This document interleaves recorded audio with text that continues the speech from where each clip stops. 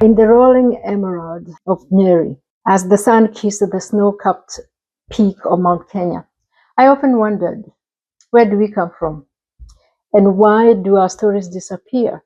My name is Dr. Mumbi Mugambi, and this is the beginning of a journey across the continents, Israel, Mount Kenya, and America. This series is based on a memoir, Echo of My Father's Voice, a journey from Israel to Mount Kenya to America. Each week, I will unpack a chapter of my story, examining identity, origin, history, race, and the quiet power of ancestral memory. Today, we begin with the previous, because that's where the foundation of this journey was laid. I grew up in the highlands of Nyeri, Kenya, a little girl with boundless dreams and an insatiable curiosity. Each morning I would catch the sun emerge from the eastern horizon and illuminate Mount Kenya. It felt like the mountain was speaking, ancient, silent, powerful. Around me, there were whispers, stories from elders about Israel and Abyssinia. They floated through the air like half-remembered songs, familiar yet distant. As a child, I did not dwell on them. Something stirred within me, a quiet longing of understanding. Who am I truly? Throughout my life, I've often felt like a spiritual wanderer, searching for the place where my soul could rest. Through time, I learned that home is not just a physical place. Home is a spiritual connection to one's roots, to the voices of ancestors carried forward through generations, to a history that does not fit neatly in colonial textbooks.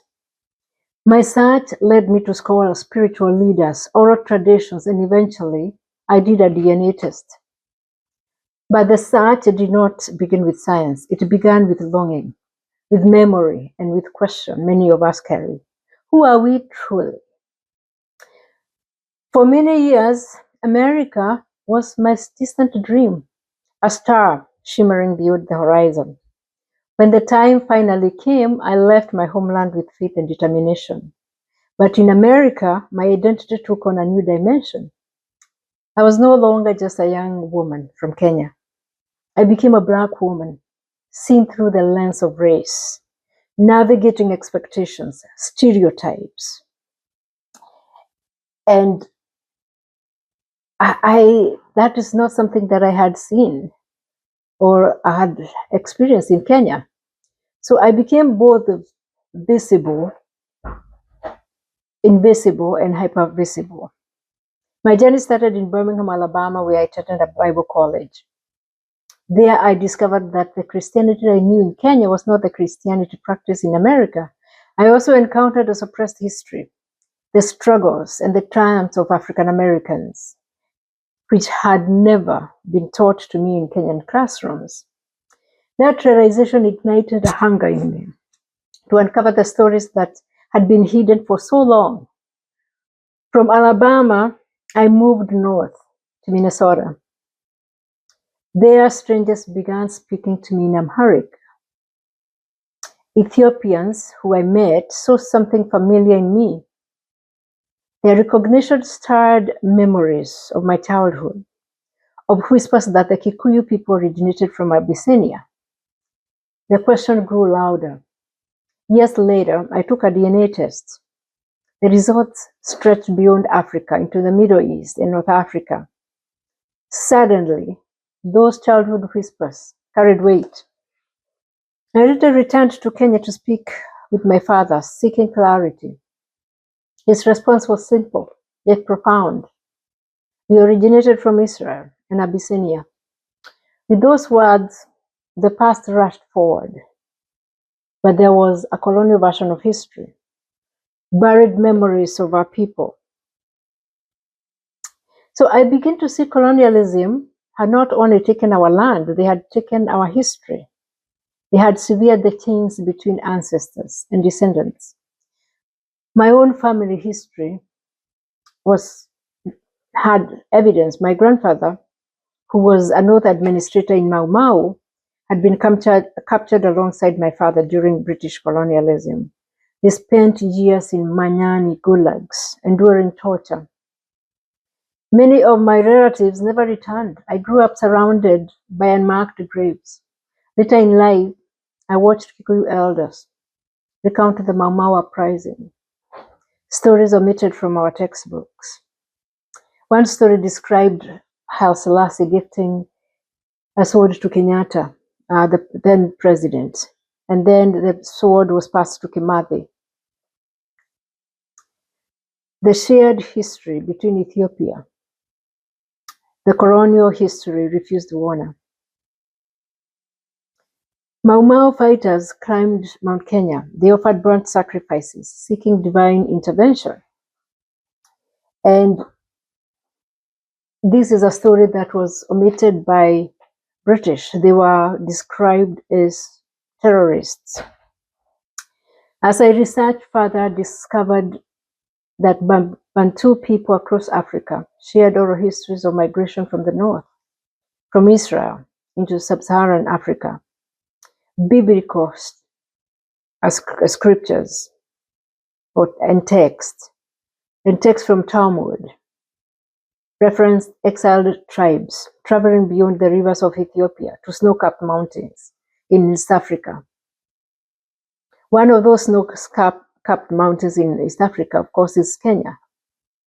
These were fragments of a larger story, erased during colonization, and now resurfacing in a digital age. Across the world, Africans are reclaiming their voice, their memory, and their place in history.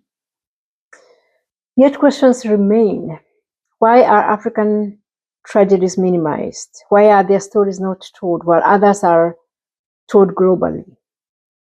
Why does the exploitation of Africa and the identity continue under the guise of development?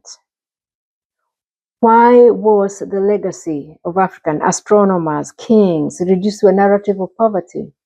These are not academic questions. They are wounds.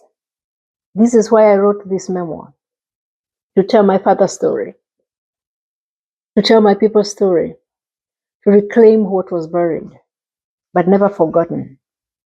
This is a story of origin, resilience, divinity, and defiance, and a story shared by countless people, mostly Bantus, whose stories have been rewritten or erased. As we begin this series, I carry the strength of my ancestor. This is just not my story. It's a call to remember, to reclaim, and to assert our place in history once more. If you're ready for this journey, please join me every week as we explore a new chapter. Next week, we'll begin with chapter 1 of my book, Roots and Identity, Daughter of Slopes and the Search for Identity. But before you leave, please consider this question. What if the history you are taught was incomplete? What if what you are taught in school, written by British colonizers, was not a true story? As I grew up in Kenya, I read history books telling me that my people, the Kikuyu people, came from Congo. But I questioned those stories because our elders, our relatives used to talk about Ethiopia, Abyssinia, Israel. What story have you heard from your people, from your grandmother, your grandfather, your mother, that doesn't align with the history book that you read growing up? Please share your comments. Write a comment in the comment section, and we'll continue having this conversation that we really need to continue having to reclaim our identity and to rewrite the history, to tell our own story. Thank you.